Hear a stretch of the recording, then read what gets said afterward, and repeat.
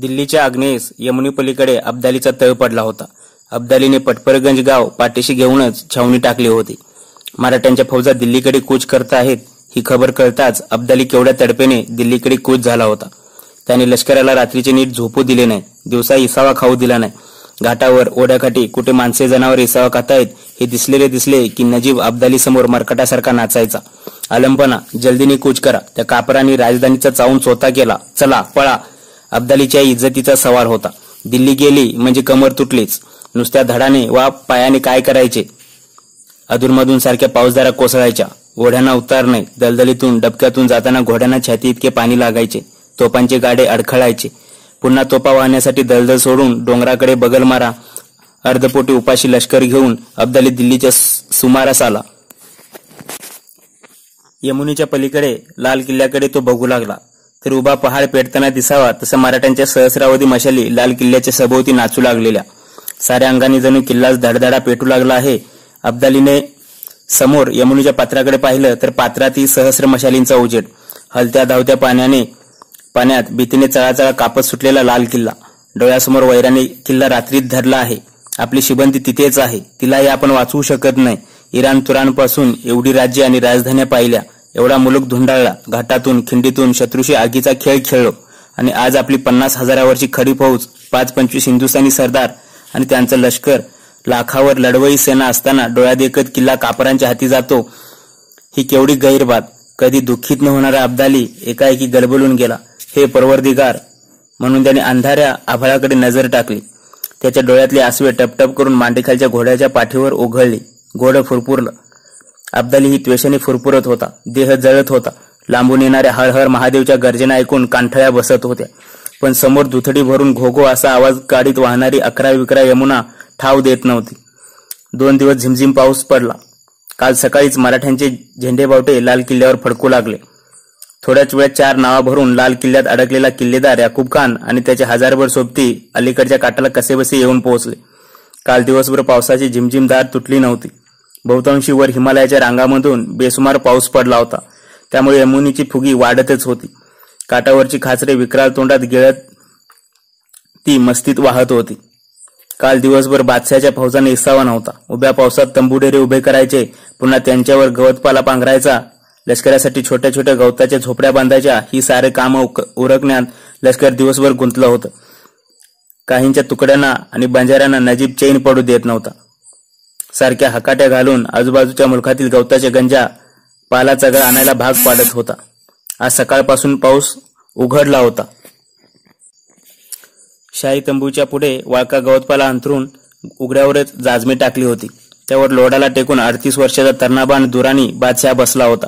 तो सारखा टकमक नजरेनं लाल किल्ल्याकडे बघत होता. लाल किल्ल्यावरचा जरीपटका बघून तर आपल्या तळ्यात लाह्या उडाव्यात तसे नजीबाचे काळीज उडत होते. लाल किल्ल्यावर मराठ्यांचं निशाण ही कल्पनाच त्याला सहन होत नव्हती.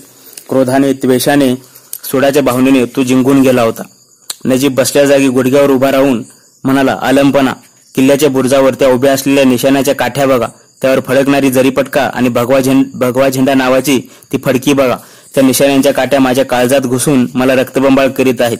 खुदावंत, हिंदुस्थानच्या इतिहासात असं कधी घडलं नाही. कापरांची अपवित्र निशाणं दिल्लीवर कधी फडकली नाहीत. एवढा मोठा राजराजेश्वरांचा राजेश्वर, पठाणांचा बादशाह अवघ्या मैला 1.5 मैलावर असून सुद्धा काय दिमागात दखन्यांची निशाणं फडकत आहेत पहा. शाहवली खान वजीर हसला. नजीबाला म्हणाला, खान साहेब, तुम्ही एवढी फिकिरी का बाळगता? आता दिल्लीत काही कपाळ शिल्लक आहे? आम्ही साऱ्यांनी दिल्ली कधीच लुटून फस्त वैराण उघडीवागडी केली आहे. ती जिंकून कापऱ्यांच्या हाती आता काय लागणार आहे? लाकूडपाट्यासाठी दक्कनीना इमारतींचे वासे उपसावे लागतील. हवेल्यांची छपरे विस्कटावी लागतील. आधीच दिल्ली कंगालांची होती. त्यात भिकारड्या कापरांची भर पडली. कंगाल भिकारी झाली म्हणून दिल्लीचं महत्व लोप पावत नाही शाहवली, अब्दाली म्हणाला. दिल्ली या 2 शब्दातच महाकाव्यांचा अर्थ ओतप्रोत भरला आहे. आजवर दिल्लीच्या मोहबतीने पछाडलेल्या कित्येक महत्वाकांक्षी जवामर्द योद्ध्यांची जितेपणी थडगी झाली, पण दिल्ली हाताशी लागली नाही. तेच कित्येक भ्याड लफंग्यांना खुदाची खैर म्हणून दिल्ली आपसूक मिळाली. त्या नामर्दांनाही वीरश्रीचे बाळसे चढले. त्यांनी विजयी मिनार बांधले. जगाच्या नजरेत त्यांनी दिल्ली जिंकली, त्यांनी हिंदुस्थान जिंकला. ज्यांनी दिल्ली गमावली त्यांनी हिंदुस्थान गमावला. कापऱ्यांच्या हाती दिल्ली पडल्याचं बघण्यापेक्षा खुदावंत, मला त्या भरल्या यमुनेत का ढकलत नाही? नजीब अब्दालीकडे बघून ओरडला. नजीब, तुमचा नाच बंद करा. तुमच्यापेक्षा दिल्ली गमावल्याचं दुःख सहस्रपटीने आम्हाला होत आहे. 15-17 सालामागे नादिरशाह सोबत आम्ही या किल्ल्यात आलो होतो. याच किल्ल्यात आम्हाला हैदराबादच्या निजाम साहेबांनी भविष्य सांगितलं होतं. हा लडका बादशाह होईल आणि आज इतक्या वर्षांनी आम्ही जिंकलेली लुटलेली ही दिल्ली डोळ्यादेखत कापऱ्यांच्या हवाली झाली आहे. हे परवरदिगार, यापेक्षा वाईट दिवस आयुष्यात तू कोणते दाखवणार आहेस? पण हे मरगट्टे नजीब, तुमचा हा त्रागा बरोबर आहे. एका शुक्रवारच्या आमच्या विद्वानांच्या सभेत एका इतिहासकाराने कुठल्याशा ग्रंथात वाचून सांगितलेला संदर्भ आम्हाला आठवतो. जेव्हा तो दख्खनचा शिवाजी औरंगजेबाला भेटायला आला होता तेव्हा औरंगजेबाने त्या शिवाला 10-15 हातावर का उभा केला मालूम आहे?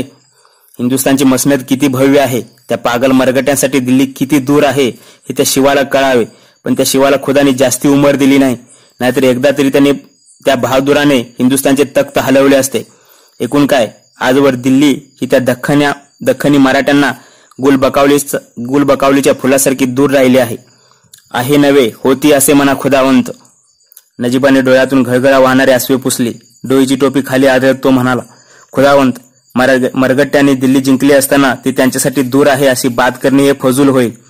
आता वाईट दिवस आले. तो नाना पेशव्याचा पोरटा विश्वासराव आता दिल्लीचा बादशाह होणार. मरगट्यांच्या मातीत जन्मलेला विश्वासरावच मरगट्यांचे आझम निर्माण करणार. खामोश, दुरानी बादशाहने सरकन कमरेची तलवार उपसली. स्वतःच मन काबूत आणीत तो म्हणाला, नजीब, तुमच्याऐवजी दुसऱ्या कोणाच्याही तोंडी ही पापी भाषा आली असती तर त्याची जीभ कलम केली असती. यार हो, दिवसात 2 दिवसात दिल्लीतून सारे मरगटे पळवून लाव. शाह वली उल्लाह साहेबांचा मुक्काम दिल्लीतच आहे. कापरांच्या फौजा आजूबाजूला बघून त्यांना काय वाटत असेल? बराबर है. बादशाने मान डोलावली. एवढ्या धुडुमधाम असे कांठळ्या बसणारे भयंकर आवाज आणि त्यापाठोपाठ विद्युत वेगाने लालेलाल जळते पेटते तोफांचे गोळे नदीपल्याड सरसर करून आले आणि अब्दालीच्या लष्करावर कोसळले. बादशाच्या समोरच 3 कासऱ्यावर सजलेली 25 घोडे उभी होती. त्यांच्या अंगावरच एक गोळा कोसळला. खी खी करून सारी घोडी मोठ्याने किंकाळली. अंगावर कोसळती आग बघून खुंट्यांची दावी थडाथड तोडून घोडी चौखर उधळली. एका घोड्याच्या अंगावरच सरळ गोळा पडल्याने तो जागच्या जागी भाजून जळून गारच झाला. त्याची काळी तांबडी भेसूर पाठ लोळागोळा होऊन पडली. बाकीची 3-4 निमार्दी भाजकी घोडी अंगाचे वेदनामय चटके चुकवण्यासाठी तिथेच ओल्या मातीत खी करत गडबडा लोळू लागली, टाचा घासू लागले. तोफेचा दुसरा गोळा लष्कराच्या दुसऱ्या अंगाला येऊन पडला. 2 राहुट्यांना धडाधडा आग लागली. लष्करात गडबड गोंधळ माजला. तसा बरकुरदार खान चपळाईने पुढे धावला. गोंधळलेली बाजू त्याने आरडून ओरडून शांत केली. हंडे बादल्या भरून यमुनेचं पाणी आणलं. लागलेली आग विझवली. तिसरा गोळा लष्कराच्या डाव्या अंगाला एक बाजू धरून पडला. जागच्या जागी जळत वेडावून दाखवू लागला. नजीब खान गरजला, देखा लंपना, मराठ्यांच्या तोफेची ही चाल. त्या तोपखान्याचा प्रमुख आपलाच भाईबंद इब्राहिम खान गार्दी, नीच बदमाश मनुष्य. तेव्हा बादशाहने घोड्यावर मान ठोकली होती. तो रागाने थरथरत होता. इकडे तिकडे गुरमीने बघत होता. तो ओरडला, जहान खान, मराठ्यांकडेच लांब पल्ल्याच्या तोफा आहेत काय? जी हुजूर, दारू भरून धमधम्यावर चढवलेल्या आमच्या तोफा आपल्या हुकमाची वाट बघत आहे. खुदावंत, लष्करात हजर असताना कुठलेही फरमान हुकूम सोडण्याचा अधिकार फक्त खुदावंतांचाच आहे. बघता काय, पेटवा बत्त्या, भाजून काढा कापरांना. मारो, जहान खान कर्कशपणे ओरडला. तशा 5 तोफांच्या पेटत्या बत्त्या एकापाठोपाठ एक अशी तोफ उडू लागली. लाल भडक जळते धुमसते गोळे यमुनेवरून पल्याड कोसळू लागले. तोफेचा गोळा पडेल तसा मराठ्यांच्या लष्करात हलकोल्लोळ उडू लागला. पहिल्या तोफेच्या धडाक्यात 4 बैलांच्या चिंधड्या उडाल्या. दुसऱ्या धडाक्याने यात्रेकरूंच्या पालांना आग लागली. तसे यात्रेकरू भगवंता पांडुरंगाकडून इकडे तिकडे धावू लागले. 50-50 सैनिक जाया झाले. 5 तोफांच्या माऱ्यानंतर अब्दाली बराच वेळ प्रत्युत्तराची वाट बघत उभा राहिला. पलीकडून जवाब आला नाही. थोड्या वेळात सारे सरदार सरंजार अब्दालीजवळ गोळा झाले.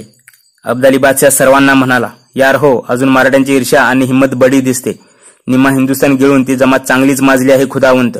नजीब म्हणाला, आता पहिल्या धडाक्यात कापरावर एकतरी असा छापा घातला पाहिजे की रोहिले पठाणांचे नाव काढताच त्यांच्या उरात धडकी भरावी. बादशाह बोलला. दुपारी सारे एके जागी बसले. खलबते झाली. 4च्या सुमारास अब्दालीच्या बऱ्याच तुकड्या पश्चिमेकडे चालू लागल्या. दोरानी बादशाह सुजाला आणि नजीबाला विचारू लागला, इकडच्या नावांचा इंतजाम काय केला आहे? खुदावंत, वर बुराडी घाटासमोर या काठावरच्या साऱ्या नावा एका जागी केल्या आहेत. अशा स्थितीत यमुना पार करता येईल का? सड्या फौजा जातील, पण खुदावंत, तोफा घोडी मामूली होड्यातून कशी पलीकडे न्यायची? हाफिज अहमद खान विचारू लागला. नुसते 100-500 स्वार पाठवून कापऱ्यांच्या लष्करात हल्लागुल्ला उडवायला कोणती हरकत आहे? बिलकुल नाही खुदावंत. 3 सांज झाली. यमुनेच्या पाण्यात अंधार उतरला. एका होडीत तोड्याच्या बंदुका घेऊन 40 रोहिल पठाण बसले. अंधारात वल्ली हलवीत जाऊ लागली. नावाड्याची लांब बांबूची काठी पाण्यात ठाव शोधू लागली. होडी 2-3 कासरे पाण्यात गेली. इतक्यात होडीच्या एका फटीतून मनगटासारखा उमाळा फुटला. बघता बघता फसाफस पाणी होडीत घुसले. होडी एका अंगाला बोडू लागली. तसे स्वार या अल्लाह या खुदा करून ओरडू लागले. पाण्याच्या तडाक्यात होडी उलटी झाली. लाकडाच्या ओंडक्या सरसी उतानी होऊन वाहू लागले. बऱ्याच उशिराने काठावर 40 पैकी 12 स्वार कसेबसे येऊन पोहोचले. ज्यांना पोहता येत नव्हते त्यांना जैल समाधी मिळाली. अब्दाली थबकला. नजीब म्हणाला, खुदावंत, एक होडी बुडालं म्हणून काय झालं? दुसरी पाण्यात घालूया. नाही नजीब, ही गलती आहे. आता पुन्हा नको. आखरी जंगासाठी सैनिक शिल्लक उरले पाहिजेत. जेव्हा वखत येईल तेव्हा असे धाडस जरूर करू. पण आता ते गैर ठरेल. पलीकडच्या काठावर काफर जिता जागता आहे. आमच्या फौजा काठावर उतरण्यापूर्वी तो त्या भाजून काढेल. अंधारातून घोडा हकता हकता बादशाहने विचारले, हाफिज, या एवढ्या मोठ्या दिल्लीला घासदाना रसद कुठून जाते? इकडून, अंतर्वेदीतून, अयोध्येकडून. पण धनधान्य या भरल्या यमुनेतून पल्यार कसे कुठून नेले जाते? खुदावंत, हा आपल्या पाठीवरचा गाव म्हणजे पटपरगंज हेच दिल्ली शहराचं धान्याचं कोठार. साऱ्या मुलकातलं धनधान्य इथेच गोळा होतं. आता आपण ज्या घाटावरून आलो तिथूनच पाण्याची चढती बुडती पातळी बघून अंदाज घेऊन बंजारी लोक छोट्या होड्यातून पडावातून धनधान्य दिल्लीला पोहोचवतात. प्रसंगी महापुरातूनही धाडसाने रसद पलीकडच्या काठावर नेतात. शहापसंद, जी हुजूर, आज रात्रीच नदीच्या या काठावर 5-25 कोसा चौक्या पहारे बसवा. धान्याचा एखादा कण वा गवताची काडीही पलीकडच्या काठावर जाता कामा नये. जी हुजूर. खुदावंत, हा इलाज मात्र जालिम काढलात. नजीब हसून म्हणाला, यमुनेच्या या काठाने धनधान्य गेले नाही तर मराठी काय राजपुतानातून वाळूच्या गोणी आणणार आणि त्या चवीनी खाणार? रात्री बराच उशिरा शाही डेऱ्यापुढे शेकोटी जळत होती. हाफिज रहमत खान आणि दुरानी बादशाह शेजारी बसून हुक्का पित होते. मध्यरात्रीला यमुनेकडे नजर टाकीत बादशाह म्हणाला, खानसाहेब, या यमुनेच्या पाण्यावरच आज लढाई मौकूफ आहे. साधारण पाण्याला उतार कधी मिळतो यावरच लढाई ठरेल. खुदावंत, यमुनेच्या काठाने तिन्ही मोसमात हिंडून फिरून या हाफिजचे बाल काळ्याची पांढरे झाले. पण एकदा यमुनेला बरसातीचा पूर आला की 3-3.5 मास पाणी उतरल्याचं या डोळ्यांनी बिलकुल बघितलं नाही. 3 मास जास्तीच, पण कमी नाही. दुसऱ्या दिवशी भल्या सकाळी तातडीने शाही डेऱ्यात या असं फरमान सादुल्ला खान, फैजुल्ला खान, दुंदे खान या हिंदुस्थानी पठाणांना गेले. सारे पठाण सरदार घाई गडबडीने शाही डेऱ्यात जमा झाले. बादशाह म्हणाला, आता फक्त आमच्या संगती सुजादौला, नजीब आणि हाफिज रहमत खान राहतील. बाकी सारे आपापल्या मुलखी निघा. खुदावंत, आम्हा पाप्यांच्या हातून काही गलती घडली का? 2 सरदारांनी अल्लाची गाय होऊन विचारलं. गलती वगैरे बिलकुल नाही, बादशाह असून म्हणाला. दुंदे खान, सादुल्ला, अहमद खान, किमान आणखी 3 मास लढाई यमुनेच्या पाण्यावरच मौकूफ राहील. तोवर आपापल्या जहागिरीत मुलखात जा. घोडी माणसं सारे खाऊन पिऊन धष्टपुष्ट बलवंत बना. जेव्हा जरूरत भासेल तेव्हा किंवा बाद बरसात शाही फरमान निघताच ताजीतवानी होऊन काफरांच्या समाचारासाठी त्वरेने निघा. नव्या ईर्षेनं हिमतीनं या काफरांना नर्मदे पार लोटू. बाद बरसात सारा दक्कन देश बेच चिराग करू.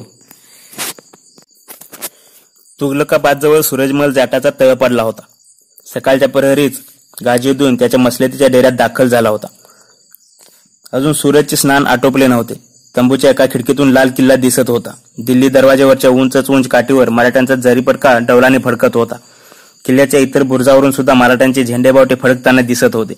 गाजीउद्दीन हवालदिल झाला होता. गेल्या 4 वर्षात हिंदुस्थानच्या वजिरीसाठी त्याची केवढी खटपट चालली होती. दिल्लीच्या बादशहाने दुरानीला आमंत्रण दिल्याची पत्रे हाती पडल्यावर तर त्याने त्याचा खून करून मुर्दा लाल किल्ल्यावरून यमुनेच्या वाळूत फेकला होता. वजिरीसाठी प्रसंगी काय वाटेल ते करायची त्याची तयारी होती. नजीबाने त्याच्या हवेलीतून त्याला हाकलून बाहेर काढल्यावर काल रात्रीच त्याने हवेलीत पुन्हा पाय टाकला होता. 2-3 तास स्वतःच्या घरात सुखाची झोप घेतली होती. पण मनाला इंगळ्या डसल्या होत्या. भाऊसाहेब उत्तरेत मोठ्या फौजेनीशी येत आहेत हे कळल्यावर त्याला उकळ्या फुटलेल्या. पण प्रत्यक्ष भाऊसाहेब उत्तरेत आल्यावर त्यांनी कधी गाजीउद्दीनला स्वतःहून हाक मारल्याचं त्याला आठवत नव्हतं. उलट गाजीउद्दीनकडे बघताना भाऊसाहेबांच्या नजरेत तिरस्काराची गडद झाक अवतरायची.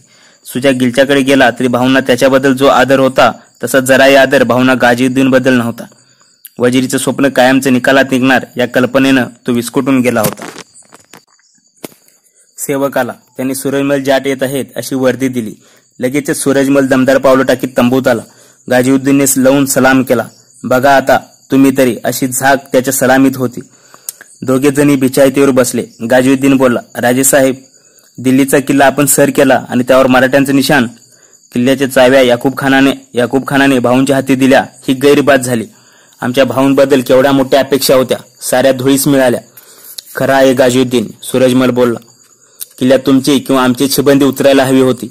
सारे फाशी कवड्या कशा उलट्या सुलट्या पडत चालल्या आहेत. त्या दाभोळकरानं आणि गंगोबानं गंगोदक उचलून आण खाल्ली होती. दोघेही छातीवर बोट ठेवून कोणत्या स्थितीत दिल्ली पडल्यावर शहर पन्ना आमच्या हाती आणि किल्ला तुमच्या हाती सुपूर्द करतो म्हणले होते. मग या गोष्टी कशा घडत नाहीत? एवढा विलंब का लागतो? ते शिंदे होळकरांचे कारभारी आणि त्यांच्या नादी लागलेले आपण दोघे सारेच फशी पडलो. कारभाऱ्यांचा भाऊ बद्दलचा अंदाज सपशेल खोटा ठरला. भाऊ नुसता दप्तरीचा किडा आणि फडावरचा बोरू बहादर आहे. त्याला लढाई चढाईतलं सुलकातलं काही उमगत नाही. त्यामुळे एकदा दिल्ली जिंकली की गोडगोड बोलून भाऊला सहज गुंडाळू अशी कारभाऱ्यांची उमेद होती. पण पदरी काय पडलं? काहीतरी पडेल याच भरवशावर इथवर आलो. सूरजमल म्हणाला, हे दिल्लीकर आणि त्यांच्या नदीपल्याडचे आम्ही जाट म्हणजे बांधाचे बांधकरी आणि शिवेचे शिवेकरी. दिल्लीवर खरा हक्क आणि अधिकार आमचाच. तुम्ही सारेजण आज दिल्लीला दिल्ली म्हणता, पण या शहराचं खरं पूर्वकालीन नाव इंद्रप्रस्थ. आम्ही जाट यादववंशी. एकेकाळी इथला अंमल आम्हीच केला. हे मरगटे किती दूरचे. त्यांचा आणि दिल्लीचा काही सुतराम संबंध आहे का? नुसते चौथाई आणि सरदेशमुखीच्या मिशानं पायाला पाणी बांधून वणवण भटकणारे हे लोक, त्यांना कशाला हवी दिल्ली? एकूण काय राजेसाहेब, धड तुमचेही सूत आणि माझाही स्वार्थ साधत नाही. वजिरी आमच्या पदरी पडेल ही आशा आता कायमची सोडून द्यावी लागणार का? त्यात कसली माशी शिंकले? सूरजमल बोलले. म्हणजे कालच्या ताज्या घडामोडी राजेसाहेबांना कळलेल्या दिसत नाहीत का? काही खास खबर? काल मराठ्यांचे राऊत लाल किल्ल्याच्या बुरुजावरून झेंडेबावटे लावून शिड्या उतरत आहेत, तोवर देवी दत्त हजर. कोण हा देवी दत्त? सूरजचा वकील भाऊसाहेबांशी बातचीत करायला आला होता. शाह आलमला हिंदुस्थानचा बादशाह करा, सुजाला स्वतःला वजिरी द्या. फौजेसह भाऊंनी दक्षिणेत निघावे म्हणजे सुजा स्वतः दुरानीला कंदहारला जाण्यास प्रवृत्त करील, अशा सुजाच्या अटी आहेत. सुजाला वजिरी द्यावी हा त्यांच्या अंतरीचा हेतू आम्ही अनेक दिवसापासून जाणून आहोत. छे, या साऱ्या गोष्टी गैर आहेत. सूरजमल चिडून म्हणाला, काही होऊ द्या, भाऊला आम्हाला सोडता येणार नाही. नर्मदापार या भाऊला एकतरी मित्र औषधाला उरला आहे का? तेच ह्या यमुनेच्या पलीकडच्या काठावर बघा. अब्दाली आणि नजीबाने सारा हिंदुस्थानच गोळा केला आहे. राजेसाहेब, वजिरी नसेल तर जन्माचं सार्थक कोणते? आज 4 वर्ष वजिरीसाठीच वणवण भटकतो आहोत आम्ही. ना अब्दागिरी, ना पालखी, ना अंबारी. एकेकाळच्या हिंदुस्थानच्या या वजिरीला फकीरांच्या पोरासारखं गल्लीबोळी फिरून दारोदार उभे राहून वजिरीची भीक मागावी लागत आहे. राजेसाहेब, काहीही प्रयत्न करा, पण माझ्या श्री वजिरीचा शिरपेच खोवा. सूरजमल हसला, म्हणाला, गाजुद्दीन, इतकी वजिरीची तहान लागली आहे तर एक गोष्ट का करत नाही? कोणती? हे असे यमुनेपल्याड व्हा, तिथे जाऊन मागा वजिरी. गाजुद्दीनला हसावे की रडावे असे झाले. तो बोलला, त्या तिकडे वजिरी तर सोडाच, एकदा गेलो तर जीवे माघारा येण्याची पंचायत. तो पापी नजीब मला यमुनेच्या पाण्यात पुन्हा पुन्हा डुबवून मारेल. मरेना तर जळत्या चितेवर सतीला बांबूच्या टोकाने ठासून आत टाकावे तसा ठोसून तो यमुनेतच आम्हाला सचैल स्नान घालेल. सूरजमल थोडासा गंभीर झाला, बोलला, वजीरजी, यमुने पल्याडच्या छावणीत तुमच्यासाठी सारी कवाडे बंद असली तरी आमच्याकरता एक बारीक फट मात्र अजून उघडी आहे. काय म्हणता? कोणती ती फट? आहे एक. सूरजमल थोडा शांत झाला, मग स्वतःच बोलला, पण नकोच त्या नादी लागायला. असंगाशी संग करून पदरी काय पडायचं? पदरात निखारे बांधून घेण्याचा प्रकार होईल. अब्दालीने गेल्या स्वारीत दिल्ली कशी धुवून नेली हे सारा हिंदुस्थान जाणतो. प्रसंगी त्या नादिर शहालाही लाजवले होते. आपल्या स्वतःच्या मथुरेत तरी कोण एळकोट मांडला होता. रक्ताचे पाट वाहिले होते. अबलांची आणि देवादिकांची अब्रू वेशेवर लटकली होती. तो भाऊ नाही जमले जुळले तरी केसालाही धक्का लावणार नाही. पण हा गिलचा आणि नजीब जिवंतपणे दहन करतील. फोपाट्यातून निघून आगीत कशाला पडायचं? पण राजेसाहेब, अजून भाऊची एक गोम तुमच्या हातामध्ये आहे. तुम्ही त्याची रसद का बंद करीत नाही? गेल्या 15-20 दिवसात काय दिले आहे आम्ही मराठ्यांना, पण रसद बंद पडली म्हणून नमणाऱ्यातला भाऊ नव्हे. तो जिद्दी आणि हट्टी आहे. जे मनाला पटेल भावेल तेच करणार तो. मला वाटते एकदा आखरी निकाल होऊ दे. भाऊची मती तरी कळतील. आत्ताच जाऊन त्याची भेट घेऊया. उगा किती दिवस त्याच्या बरोबर फरफडत राहायचं. दिल्लीच्या दक्षिणेस मराठ्यांचा तळ पडला होता. सड्या फौजा अजून लाल किल्ल्याभोवती मोर्चे बांधून उभ्या होत्या. यमुनेच्या पात्रापलीकडे पडलेले दुरानीचे डेरे किल्ल्यावरून दिसत होते. इकडे तिकडे हलती डोलती जनावरे आणि सैन्याच्या हालचाली स्पष्ट दिसत होत्या. पात्र पार करून हमला करण्याची हिंमत दुरानीत नव्हती. तरीही सड्या फौजा भाऊंनी पाय रोवून जागोजागी पेरून ठेवल्या होत्या. 2-3 मैलात मराठ्यांचे राहुट्या, डेरे, तंबू ठिकठिकाणी उभारले होते. सर्वांच्या मध्ये सर्वात मोठा तंबू भाऊसाहेबांचा होता. त्यावरचा सोन्याचा कळस सकाळच्या कोवळ्या उन्हात चमकत होता. तंबूच्या बाहेर 2-3 शृंगारलेले हत्ती झुलत होते. 1500 स्वारांचं पथक नेहमीप्रमाणे जय्यत तयारीने शस्त्रास्त्रांनीशी उभं होतं. तंबूबाहेर मोठमोठे तांब्याचे हंडे पिण्याच्या पाण्यासाठी ठेवले होते. छावणीतून तट्टे मुणगे पोरेबाळे इकडे तिकडे गोंगाट करीत होते. भालदार चोपदार आल्या गेल्या सरदारांना वकुबानुसार ताजीम देत होते. जनकोजी शिंदे आणि मल्हारबाबा होळकर भाऊसाहेबांच्या समोर बसले होते. कसली तरी महत्वपूर्ण मसलत सुरू होती. जनकोजी शिंदे म्हणत होते, भाऊसाहेब, लष्करात धान्याचा पुन्हा तुटवडा पडतो आहे. पटपरगंजा मार्गे यमुनी पलाढून दिल्लीसाठी येणारे सारा अन्नधान्य रसद गिलच्यांनी रोखले आहे.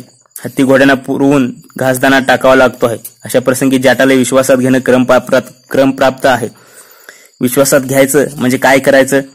म्हणजे त्याला थोडासा दिलासा द्यायचा. जाट राजावर आम्ही कधी गैरविश्वास दाखवला आहे?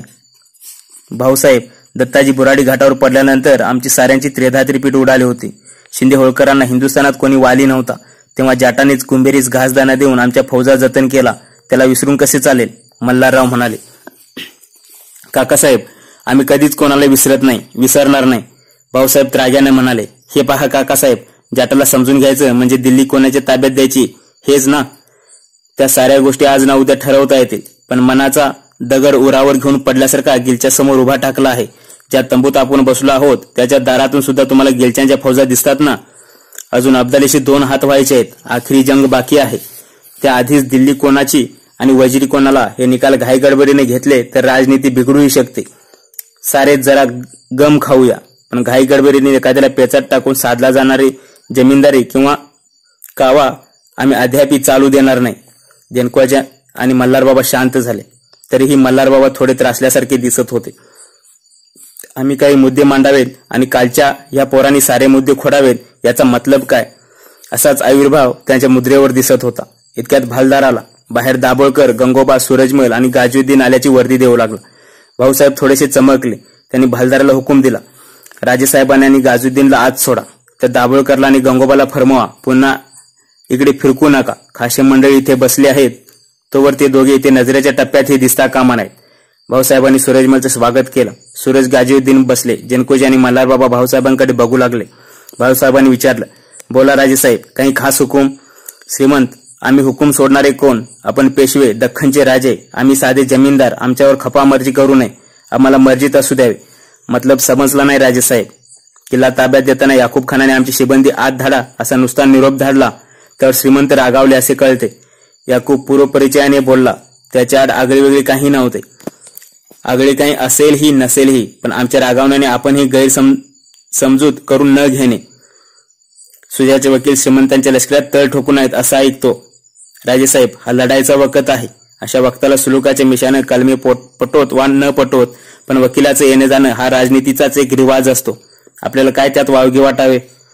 सुजावर श्रीमंतांचा भारी भरोसा दिसतो, पण शेवटपर्यंत तो आपल्या हाताशी लागणार नाही असे आमच्यासारख्या अल्पबुद्धी असलेल्या इस्मास वाटते. आपल्या आणि दुराणीच्या टकरीत तो आणि त्याचा मुलूक कसा शाबूत राहील हेच बघणार तो. ती तर भूमिका इकडील साऱ्या मंडळींचीच दिसते. भाऊसाहेब हसून म्हणाले. पण सुजा जसा आपणाशी तोडगा काढण्याची भाषा बोलतो आहे तसाच अब्दालीला मिळा म्हणून इतरांच्याही पाठीशी आहे. तसा त्याचा खलिता आम्ही मुलूक सोडण्यापूर्वी प्राप्त झाला आहे. तो पडून श्रीमंतांनी चहानिशा करावी. सूरजमलने अखबार थैली भाऊसाहेबांच्या पुढे टाकली. भाऊसाहेबांनी बंद ढिले केले. ते बारकाईने सुजाचा सूरजमलास आलेला खलिता वाचू लागले. कुंवरसाहेब बिरादार मेहरबान सलामत. आपल्या भेटीची ओढ लागली आहे. आपला फार दिवसात खलिता नाही. स्नेहभावात फरक झाला की काय? सगळ्या हिंदुस्थानी सरदारांनी अहमदशहाची चरणधूळ मस्तकी फासून निष्ठेने वागण्याचे आनाबाका घेतले आहे. एका दिलाने भाऊसाहेबाविरोधी जंग करण्याचा चंग बांधला आहे. भाऊसाहेबांचे चंबळ ओलांडून येणारे गडबड उडाली आहे. अब्दालीने हिंदुस्थानी सरदारांना एकत्र घेऊन जी युती केली आहे त्यात कोणी सामील न होईल त्याचा दुर्लौकिक होईल. आपला मनसुबा काय आहे? जर भाऊंच्या हात मिळवणी करण्याचा विचार आपल्या चित्तात असेल तर प्रथम वेगळी निघा. अधिकार आणि ताकदीच्या जोरावर भाऊ गर्वाने फुगत चालला आहे. इन्शाल्लाह आपल्या सच्च्या निष्ठेची हकीकत मी अहमदशहाला अर्ज करीन. आलमपणाकडून करारनामा आणि कृपापत्र प्राप्त करीन. तुम्ही आपला देश सोडून अहमदशहाच्या सेवाचक्रीत आला तर तुम्हावर बादशाही मर्जी होईल. सत्ता सरंजाम वाढेल. निदान आपल्या मुलकी स्वस्थ बसून भविष्यात काय घडते ते पाहत राहा. पण भाऊला काडीची रसद पुरवू नका. आपण शहाणे, अनुभवी, दूरदर्शी आहात. तुम्हास अधिक काय लिहावे? भाऊसाहेबांनी खलिता वाचला. ते हसून म्हणाले, या दुराणीने हिंदुस्थानी सरदारांना चांगलेच लगामी लावलेले दिसते. सारे कसे इमानीतबारी सेवाचाकरी करू लागले आहेत. भाऊंनी खलिता जनकोजी आणि होळकरांनाही वाचावयास दिला. अशाने गाजुद्दीन भाऊंच्या मुद्रेकडे बघू लागला. पवित्रा घेऊन भाऊसाहेब बोलले, हिंदुस्थानातले सारे सरदार गिलच्यासाठी पायपोस अंतरत आहेत. त्याच्या पायाचं पाणी तीर्थ म्हणून घोटत आहेत. अशा प्रसंगी एक तरी जाट राजा त्याच्या विरोधी आमच्या सोबतीला येऊन झुंजा उभा टाकला आहे याचा जरूर संतोष होतो.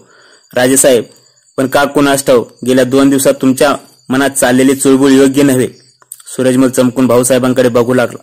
हा राजेसाहेब, आमचं हेर खातं मातब्बर आहे असं समजा व मुद्रेवरून आम्हाला भविष्य तारता येते असे म्हणा, पण तुमच्या अंतरेत चुळबुळ आहे हे खास. आम्हावर श्रीमंतांची मर्जी राहावी एवढीच इच्छा आहे आमची. सूरजमल औंढा घेऊन बोलला. राजेसाहेब, अशी कोणती गैरमर्जी आम्हाकडून झाली असं एक तरी उदाहरण देऊ शकाल का? भाऊसाहेब म्हणाले. चंबळच्या पलीकडे होतो तेव्हा तुमचा खलिता पावला. आमच्या मुलकास उपद्रव देऊ नका एवढी मोठी फौज तुमच्या रानातून आली. एका धाटाला तरी कोणी हात लावला? कुंभरीच्या लढ्यात ठरलेल्या खंडीपैकी 7 लाखांची बाकी तुम्हाकडे आहे. आज आमची फौज उपाशी तापाशी असता एक कवडी तरी तुम्हाकडे मागितली? भाऊसाहेब, मध्येच मल्हारबाबा म्हणाले. ज्याटानं आपण दोस्त मांडले आहे. 7-8 महिन्यामागे त्यांच्या दारी उपाशी गेलेल्या मुलामाणसांना त्यांनी अंतर दिले नाही. त्या गोष्टीची याद म्हणून या प्रसंगी निम्मी बाकी कमी करावी. कबूल, भाऊसाहेब उद्गारले. यापुढे 4 साल खंडणी वसूल करू नये. जनकोजी बाबा बोलले. कबूल. यंदा दुष्काळ पडला आहे. गिलच्याचे अरिष्ट ओढवले. 4 नव्हे तर आणखी 1 साल म्हणजे 5 साल खंडणी घेऊ नये. सूरजमल बोलला. हेही कबूल. आमचा वकील रूपराम कटारे यास 50-60 हजाराची जहागिरी मिळावी. कबूल, हेही कबूल. भाऊसाहेब हसून सूरजमलकडे बघू लागले. सूरजमल म्हणाला. श्रीमंत, आग्र्याचा किल्ला तसा आमच्या मुलखातलाच. तो आम्हाकडे राहावा. तो सध्या आपल्याच ताब्यात असल्यासारखा आहे, पण सनदा करून देणे आत्ता होणे नाही. भाऊसाहेब स्पष्टपणे म्हणाले. आपल्या या अशा मागण्यांचा विचार आखरी जंग झाल्यावर करता येईल. तूर्त सारे मिळून हिंदुस्थानची बादशाही टिकवूया. आपापसातले हेवे दावे नंतर सोडवता येतील. भाऊसाहेबांच्या स्पष्ट उत्तराने सूरजमल थोडा नाराज झाला. गाजीउद्दीन सारखा सूरजमलकडे बघत होता. आताच काय त्या गोष्टी पक्क्या करून घ्या. युद्धानंतर कोण कोणाला विचारतो अशी गाजीउद्दीनची नजर बोलत होती. सूरजमल थोडा त्रासल्यासारखा दिसला. मानाचा हिया करून म्हणाला. श्रीमंत, ठीक आहे. आपल्या विचारानेच दिल्ली आग्र्याच्या गोष्टी नंतर करू, पण सध्या तरी गाजीउद्दीन साहेबांना हिंदुस्थानचा वजीर म्हणून जाहीर करण्यात कोणती अडचण आहे? राजेसाहेब, जोवर गिलचा आटकेपार होत नाही तोवर हिंदुस्थान आपल्या हाती नाही. राजे नसताना राजमुकुट धारण करणे हे शिमग्यातल्या सोंगासारखे होईल. श्रीमंत, तुम्ही आम्हाला झुंजात मदत करणार एकमेव साथी समजता. सूरजमल गळ घालीत बोलला. तर बघा, एवढे छोटंसं कार्य उरकायला अशा कोणत्या अडचणी येतात? भाऊसाहेबांनी रोखून गाजीउद्दीनच्या मुद्रेकडे बघितले. वजीरसाठी त्याच्या मुद्रेवरचा अनिर्वण्य दयायाचना करीत होता. भाऊंच्या मनाशी मेळ बसेना. 2 बादशहांचा कपटाने खून करणारा अब्दाली आला, या नुसत्या आवयीने दिल्ली टाकून पळणारा, दत्ताजीला बुराडी घाटावर एकटा टाकून घुमजाव करणारा कपटी दुबळा, ज्याच्या वाऱ्याला माणूस थांबत नाही असा इसम हिंदुस्थानचा वजीर आलम. छे छे. भाऊसाहेब हळू आवाजात पण निर्धाराने बोलले. राजेसाहेब, आपण काहीही म्हणा, पण तुर्तास या गोष्टीचा निकाल मला घेता येत नाही. वजिराचा चेहरा काळाकुट्ट पडला. सूरजमलने खाली मान घातली. निरोपाची विडे घेऊन सूरज गाजीउद्दीन उठले, बाहेर पडले. भाऊसाहेबही खाजगीकडे निघाले. या बाक्या प्रसंगी सूरजमलची पुरती समजूत काढता येत नाही याचे वैषम्य भाऊसाहेबांच्या मुद्रेवरच होते, पण शिंदे होळकरांचे चेहरेही अपराधी दिसत होते. दुसऱ्या दिवशी सकाळी महिपतराव चिटणीस धावत धावत भाऊसाहेबांकडे आले. सांगू लागले. भाऊसाहेब, वाईट बातमी आहे. काल प्रहर रात्री जाट खटा होऊन बल्लमगडाकडे थेट निघून गेला. सोबत गाजीउद्दीनही आहे. भाऊसाहेब गोंधळले, रागाने बोलले. एवढी तातडीची खबर काल रात्रीच का दिली नाही? कधी गेले ते कळलेच नाही. श्रीमंत, रात्री ते हत्तींच्या गळ्यातल्या घंटा वाजू नयेत म्हणून बहुवंशी घंटा काढून डेरे दांडे पाडून झाडून गुपचाप चालते झाले. भाऊसाहेबांना दुःख झालं. सैन्यात दुष्काळ पडू लागल्याच्या तक्रारी कालपासून वाढत होत्या. त्यात ह्या मुलकीचा एकमात्र मित्र निघून जावा हे फार वाईट. भाऊंना दाभोळकरांची आणि गंगोबांची तोंडी बघायची इच्छा नव्हती, पण आडल्या नारायणीची गती झाली. त्यांनी तातडीने दोघाही कारभाऱ्यांना बोलावून घेतले. त्यांच्यासोबत महिपतराव चिटणीसांना दिले. भाऊसाहेब तिघांना म्हणाले. जा, ज्यात काही कमी जास्त म्हणेल ते कबूल करा. त्याची समजी घाला, पण काय वाटेल ते झाले तर त्यांना माघारा घेऊनच या. दुसऱ्या दिवशी सकाळी तिघेही सडेच माघार आले. महिपतराव खालमानेने म्हणाले. जाट बल्लिमगडला पोहोचला आहे. चांगलाच खटा झाला आहे. फुरंगटला आहे. काही म्हणता काही ऐकत नाही, बोलत नाही, माघाराही येत नाही. न येऊ देत. भाऊसाहेब कष्टी होऊन बोलले. जाणाऱ्याच्या वाटा रोखता येत नाहीत. ज्यांनी आम्हाकडे पाठ फिरवली त्यांच्या पुन्हा पुन्हा पाठीशी लागण्यात काय मतलब? गेलेल्या वाऱ्याची झुळूक कवेत साठवता येत नाही. निदान येणाऱ्या चक्रीवादळातून आगेकूच कशी करायची, वाटा कशा शोधायच्या, नसतील तर कशा खोदून पुढे व्हायचं ते बघू. पळत्याच्या पाठी लागण्याऐवजी उगवत्याला सामोरं होऊ.